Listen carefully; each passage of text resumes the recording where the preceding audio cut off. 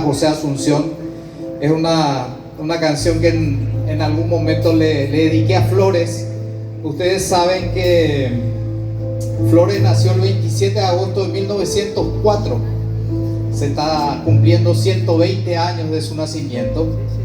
Y esta canción la escribí un poco jugando con su nombre, ¿verdad? Con ese nombre florecido de José Asunción Flores.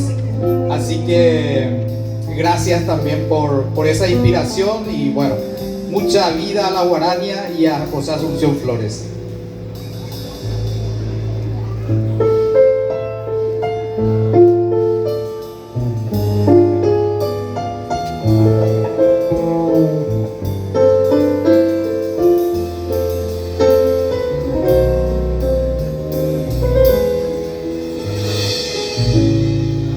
Sóplame los dedos, haz tu magia en mi canto, como aquellos días que le inventaste flores a la música, mágica música. Tienes la manera de dar ritmo a nuestros pasos, revolucionario del tiempo, la justicia y los sonidos, el dolor del amor.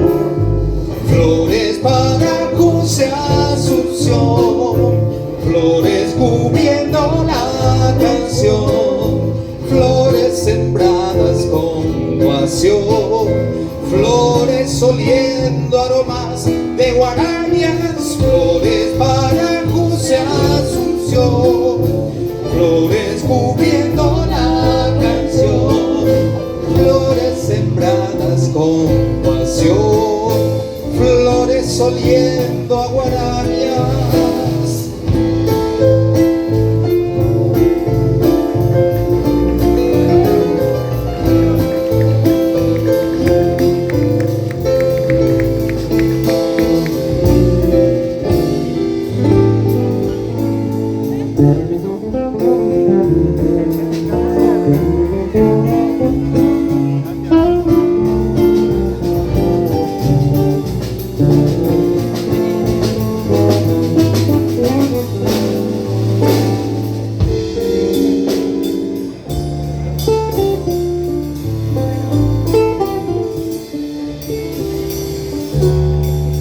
Descubran las rosas que el amor ha pintado en un pentagrama de 6 corcheas danzando en compases de un color guaraní. Traigan los claveles y también las margaritas. Tenemos el aire con el aroma dulce de las flores, transformadas en canción. Flores para José Asunción, flores cubriendo la canción,